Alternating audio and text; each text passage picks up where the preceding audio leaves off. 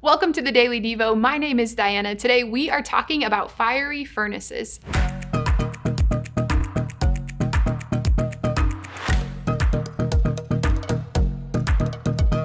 Where has the heat turned up in your life?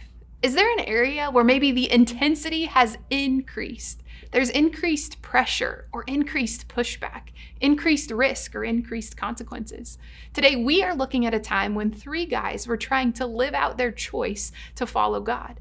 They were making all the right choices, their choice to honor God and follow his ways, even when it was hard, even when others around them were not following them or supporting them. These three were choosing to worship God with both their words and their actions. Yet even so, they were thrown into the fire, a real, literal, fiery furnace. That's intense, isn't it? Man, in ancient times, kings could throw people into furnaces and lions' dens as punishments. It was wild. But let's pick up the story right after the three young men get thrown into the furnace for worshiping God. We're going to find it in Daniel chapter 3, starting in verse 24. Here's what it says. Then King Nebuchadnezzar leapt to his feet in amazement and asked his advisors, "Weren't there just 3 men that were tied up and thrown into the fire?" And they replied, "Certainly, O king."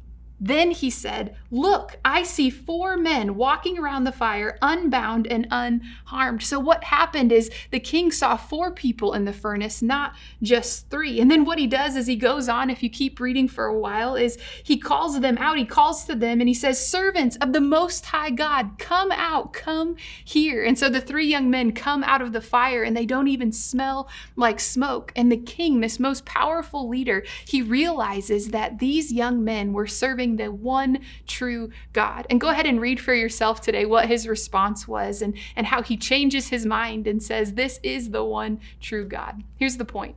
What if we can learn from these 3 young men's example today? They were facing the threat of a furnace, the threat of permanent, painful death. It was new. It was challenging. They were standing before authority. It was hard. It was unknown. It was painful. It was risky circumstances. Can you relate to any of those descriptions? Yet, they chose to focus on what they did know about God. In the midst of the unknown, in those high-stakes circumstances, they said, "I do know something," and they chose to worship God whom they knew.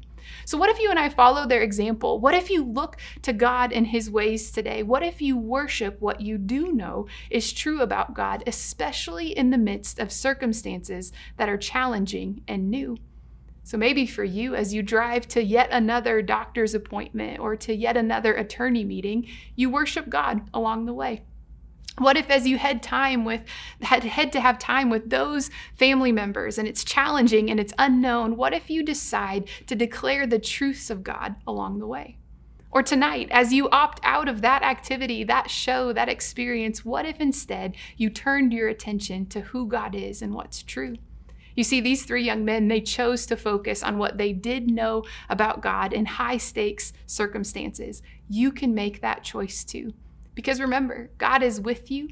And the question is, will you worship no matter what fire is raging in your life? And maybe, just maybe, others will see that God is with you right there in the midst of the raging fire, just like King Nebuchadnezzar did.